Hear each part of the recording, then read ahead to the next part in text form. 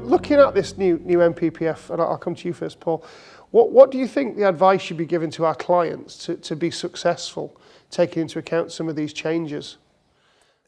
It's LVIA is a process, and as is planning, and I would suggest that you need to start that process as early as possible. If you understand what your baseline is, what the situation is now, it gives you a better opportunity to provide a better design. It gives you a better opportunity to be able to mitigate any effects. And it may be that that process is significantly elongated by introducing a kind of initial phase to LVIA where you start to map constraints very early doors. And I think we see that in a lot of the technical disciplines where we spoke a few weeks ago about BNG, and one of the key things was to work with what you've got, use what you've got, assess it early.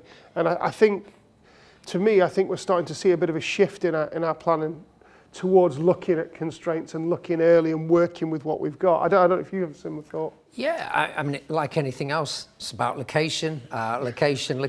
You once you've chosen your site, then the die cast to a very large extent. But Greybelt does open up a new category of site, whether that's done through the forward planning process, strategic release, or whether or not it's on a development management basis. So there are new sites to look at, but ultimately they've got to be good sites and they've got to be assessed rigorously. I think it's going to be a really interesting time for consultants. Paul, what do you think the biggest mistake that's being made by sort of developers and people doing LVIAs at the moment?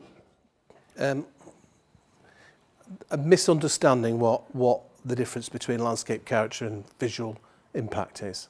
They are two very separate things. I mean, obviously they are intrinsically linked because you can't enjoy a landscape character without using your eyes for the most part. But yeah, there is a misunderstanding of what it is. Most people think landscape and visual is just about the visual. They think it's about views. It's not. Landscape character, in a lot of ways, is far more important because views change. The landscape in Britain is largely man-made, and the view changes on a day-to-day and a month-to-month, season-to-season basis. So landscape character, which is effectively is what we're trying to protect, is we're trying to protect the landscapes for future generations.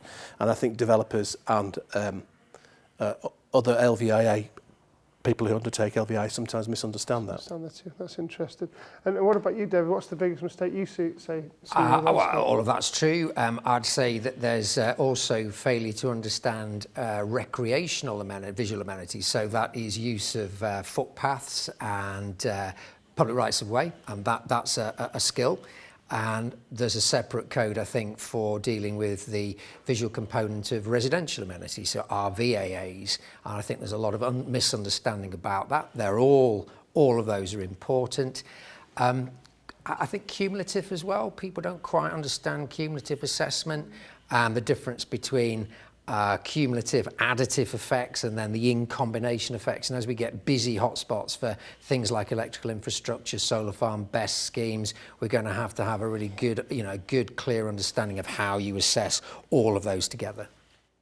Yeah, sequential and in-combination effects, particularly of those sort of developments, are really important.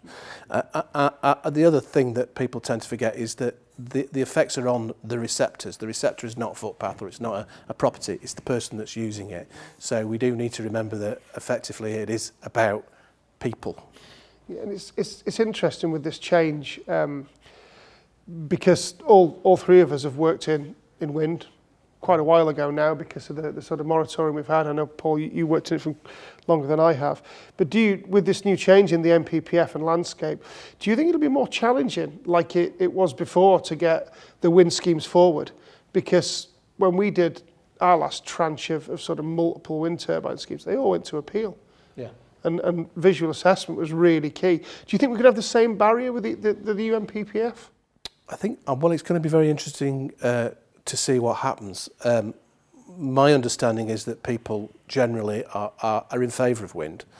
That may well be because we haven't built any for 20 years and they have bigger fish, solar, to worry about. Yes. So inevitably there's going to be a group of people who hate them and they are going to be vociferous. So I do suspect that we'll end up at appeal quite a lot.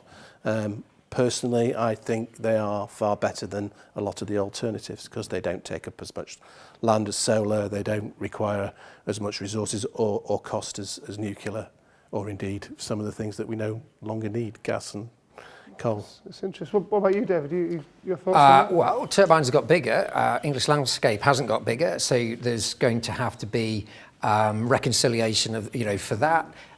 Do I think they're going to get through at local authority level? Probably not. There might be some that do, but I suspect a lot will go to appeal. Question mark over whether or not there ought to be some centralised decision making. I had a conversation with a client not so long ago about whether or not there ought to be an amendment to the recovery and calling regulations to actually get some centralised decision making, because we need to get some decisions through quickly. Maybe a way of doing that is to get Secretary of State making some of those early decisions on big wind. So are they going to be locally popular? No. Do I think that we're going to see schemes coming forward in the longer term? Yeah, I do. I think it's a really exciting time in our sort of planning consultancy world. Waited long enough, mate, is the honest answer. Definitely so. I think it's a long time since we did some wind, although we have done some in Wales quite recently. Paul, it's a question that we ask people on the vodcast. What advice would you give to somebody who wants to start a career in landscape and visual, or as a landscape architect? There are lots of ways into landscape architecture, whether it's a first degree or a second degree or a master's or whatever. The most important thing is that you have to have an interest in what you're doing. I think that's probably true of whatever you do. If you don't like plants and you're not interested in design, being a landscape architect is probably not for you. And you'd be surprised, I know quite a few landscape architects who don't have a great interest in plants or indeed design. But I do think to be a good landscape architect, you need to be able to do that.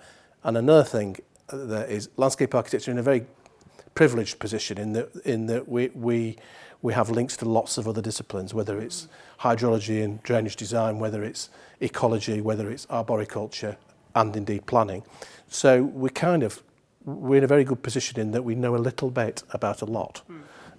So if you really want to kind of if you want to be the person that has the greatest amount of effect on our landscape character, then I think landscape architecture is the way to be. Thank you. That's really interesting. Well, thank you for listening today. I think there's been some really interesting comments around landscape. It was interesting for Paul to talk about the difference of costs, what landscape visual impact assessments are, looking at the visual, but also being aware of the landscape character as well. I think there's some big changes coming with Greenbelt and Greybelt, and as David and Paul had said, it almost brings a point for a new character. How are we going to look at that? What is Greenbelt at the moment? Because it's got different things in through quarries, garden centres. It's not just this green idyll across the country. I think it was interesting again when we were talking about being successful and what's starting to come forward. In a lot of these technical disciplines is start early, look at your constraints, look at where you are, and that seems to bring that forward. But thank you very much for listening. Please do follow Enzygo on all our social channels. That's on LinkedIn, on X, Instagram, and also you can listen to more of our vodcasts on YouTube. Thank you very much for listening.